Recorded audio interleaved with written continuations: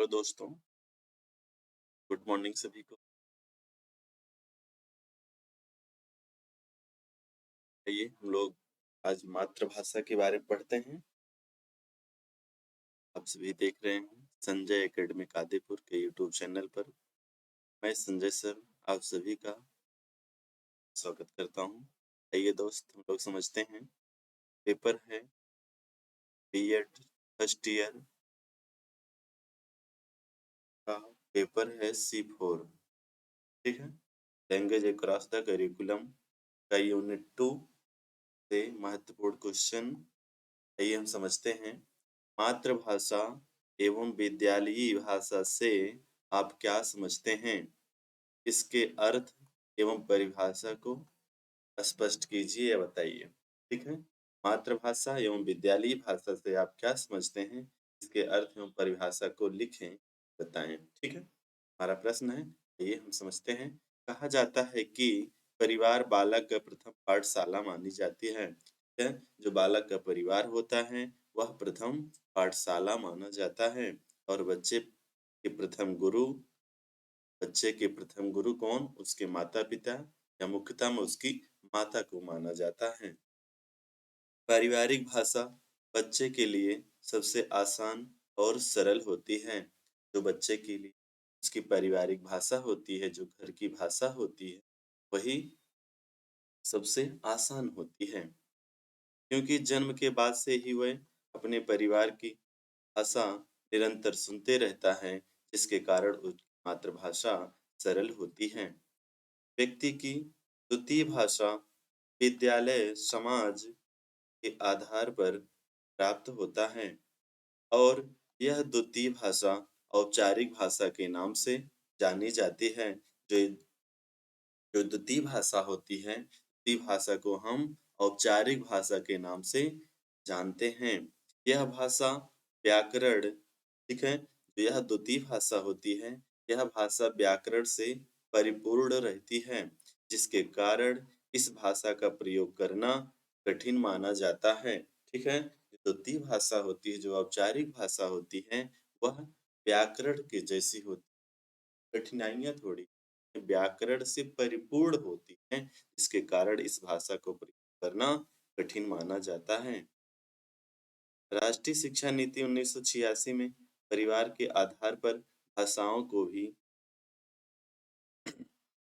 की भी गणना किया गया था, और 1986 में भी राष्ट्रीय शिक्षा नीति राष्ट्रीय शिक्षा नीति कब? 1986 में भी लागू की गई थी।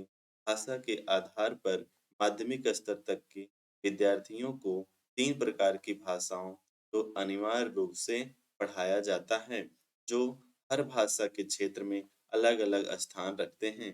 बालक को प्राथमिक स्तर पर भी इन भाषाओं के आधार पर पढ़ाया जाता है। आगे हम पढ़ेंगे त्रिभाषा सूत्र, आगे इसके बारे में हम अध्ययन करेंगे।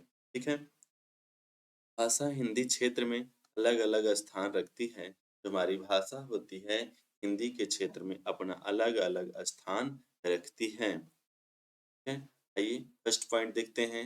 संस्कृत भाषा के राजनीतिक प्रयास। संस्कृत भाषा के राजनीतिक प्रयास।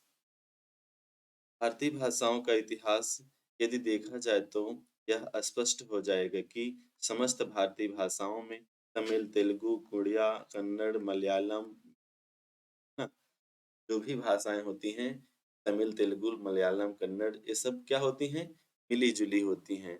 एक भाषा एक दूसरे से मैच करती है। भाषाएं देखने या सुनने सुनने को मिलती हैं, जो सांस्कृतिक स्तर पर राजनीतिक क्षेत्र में कार्य करती हैं। ठीक है ना? सेकंड पॉइंट है हिंदी भाषा के लिए राजनीतिक प्रयास। किस भाषा के लिए? हिंदी भाषा के लिए राजनीतिक प्रयास। हिंदी भाषा के लिए राजनीतिक प्रयास निम्नलिखित हैं।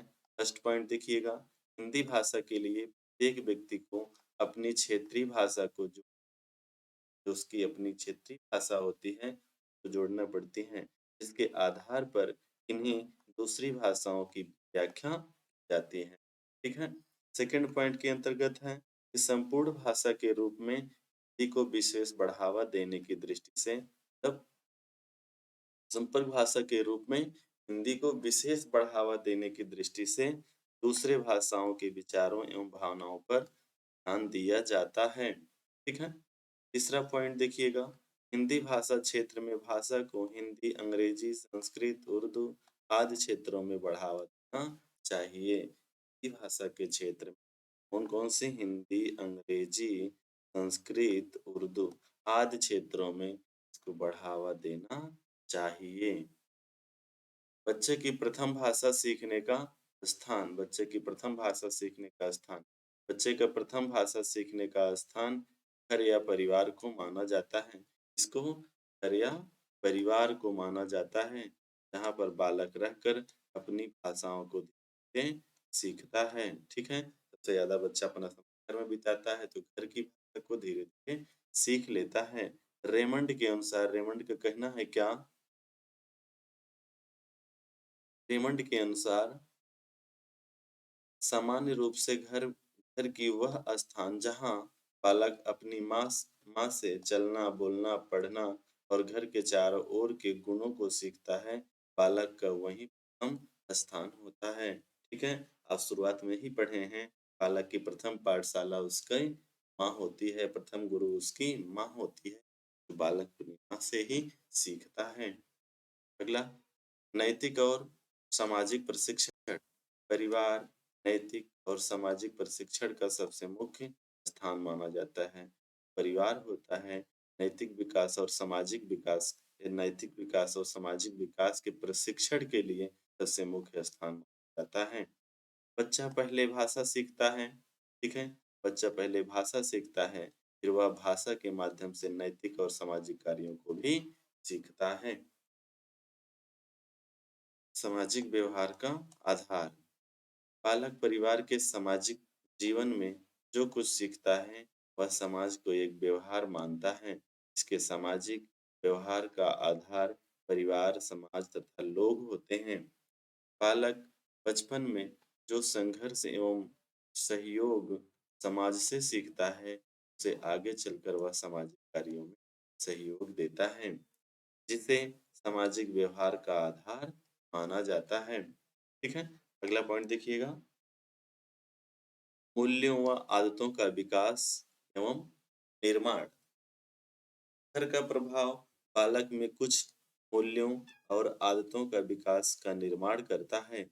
बालक घर और परिवार तथा समाज के साथ जिन-जिन आदतों को सीखता है और वह आगे चलकर आने वाली पीढ़ियों को भी सीखता है, जैसे पिता से न्याय सीखता है और माता से प्रेम की भावना को सीखता है। ठीक है? बालक किससे?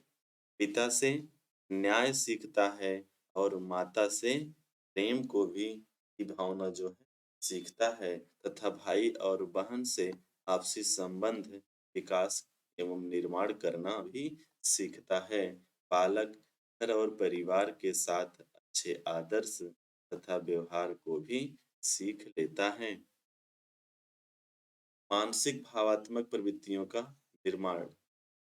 मानसिक भावात्मक प्रवृत्तियों का निर्माण। बालकों में मानसिक एवं भावात्मक प्रवृत्तियों का निर्माण घर एवं परिवार के माध्यम से होता है।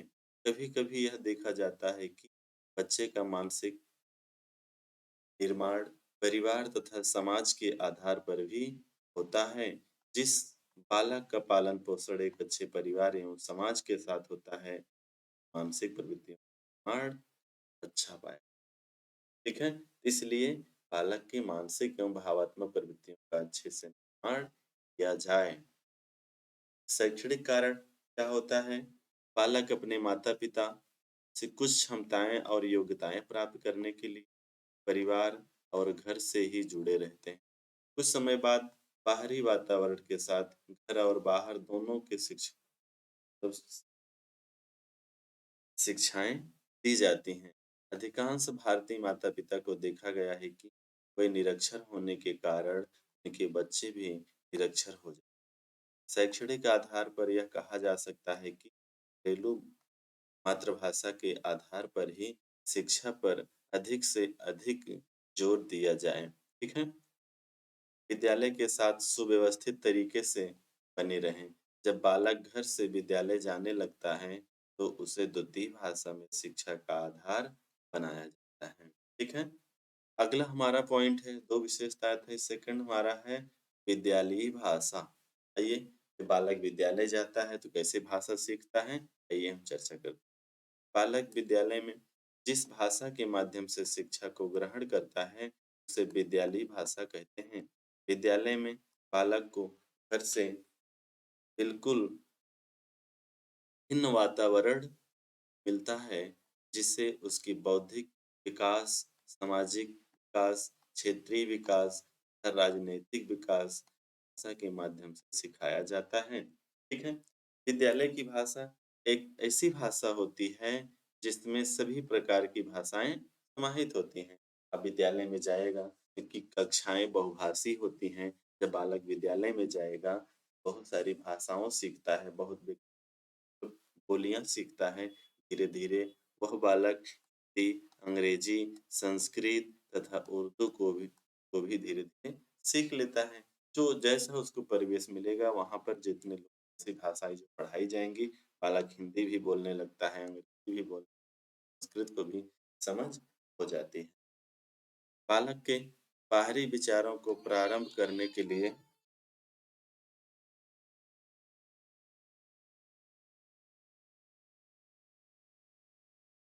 जिससे विभिन्न प्रकार की भाषाएँ होती हैं और विभिन्न प्रकार के लोग भी होते हैं।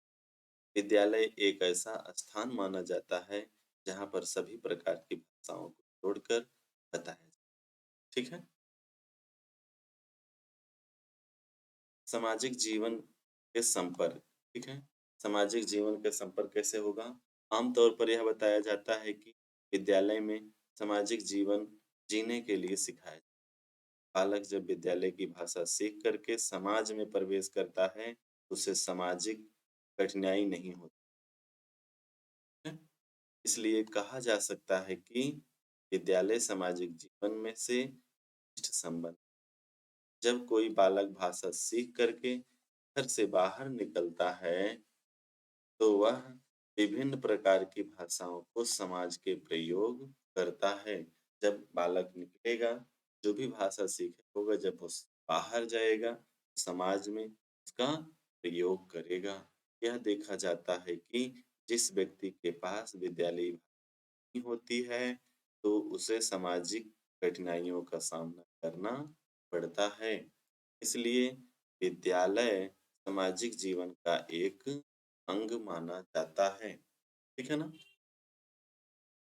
सामाजिक विषयों का शिक्षण, जो सामाजिक विषय हैं, उनका शिक्षण कैसे किया जाए? कि विद्यालय में सामाजिक विषयों के साथ-साथ भाषा के विषयों पर भी किया जाता है। इससे छात्रों में भाषा ज्ञान तीव्र गति से बढ़ती है, जिससे वह अपने सामाजिक स्तर पर भाषा संबंधी विषयों को सीखता है, क्योंकि विद्यालयी भाषा के माध्यम से सामाजिक ज्ञान दिया जाता है। ठीक है? कहने का मतलब है, जब बालक समाज से जुड़े सामाजिक चीज़ों को पहचानेगा, उसका सामाजिक दायरा भी बढ़ेगा, है ना? भाषा बढ़ेगी, भाषा का ज्ञान होगा और अपनी भाषा का जाकर के अपने से उसका प्रयोग करेगा। विद्यालयी भाषा मातृभाषा से भिन्न होती है, जिससे बालक समाज समूह में अपना एक स्थान बनाता है। हर विद्यालय में सामाजिक शिक्षण के आधार पर विषय को चुना जाता है और छात्रों के स्तर को देखते हुए पढ़ाया जाता है। इसे सामाजिक विषयों का शिक्षण किया है। समाज सेवा में भाग लेना, है ना? समाज सेवा में भी भाग लेना, समाज के लिए भाषा का होना अति आवश्यक है, जिसमें व्यक्ति अपने विचारों और भावनाओं को भाषा के माध्यम से व्यक्त करता है। ठीक है? क्योंकि समाज में विभिन्न प्रकार के लोग रहते हैं, जो किसी न किसी समस्या से घिरे रहते हैं और उनकी सहायता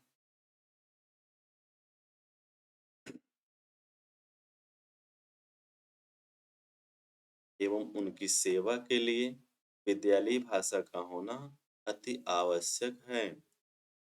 यदि समाज में मातृभाषा का प्रयोग किया जाए, तो संभवतः सामाजिक क्षेत्र में सेवा का अवसर ना मिले। इसलिए हर समय विद्यालयी भाषा का होना समाज सेवा के लिए महत्वपूर्ण माना जाता है। विद्यालयों में विभिन्न प्रकार के भाषाएँ विद्यालयों में 2 प्रकार की भाषाओं का प्रयोग किया जाता है।